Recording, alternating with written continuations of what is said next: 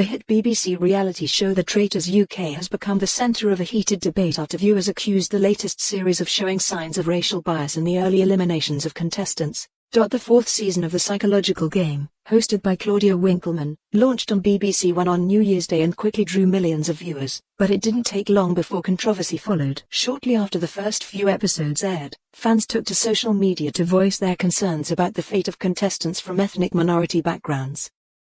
2 women of color were among the first players to leave the game in the opening rounds. One was murdered in the show's dramatic elimination mechanism and another was voted out at the first round table where players choose who they think might be a traitor. This prompted accusations that unconscious bias may be influencing who is perceived as trustworthy or suspicious within the group. Online discussions, especially on platforms like Reddit and X, swelled with viewers suggesting that early voting patterns reflected deeper prejudices rather than strategic gameplay.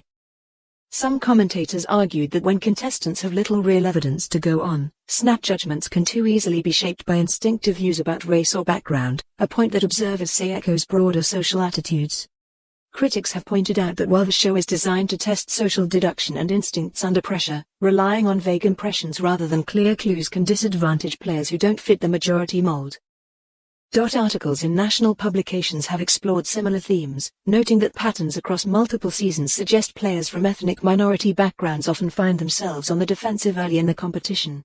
Supporters of the show, including some former contestants, have pushed back against claims of racism, saying early eliminations are simply part of the unpredictable, high-stakes nature of the game.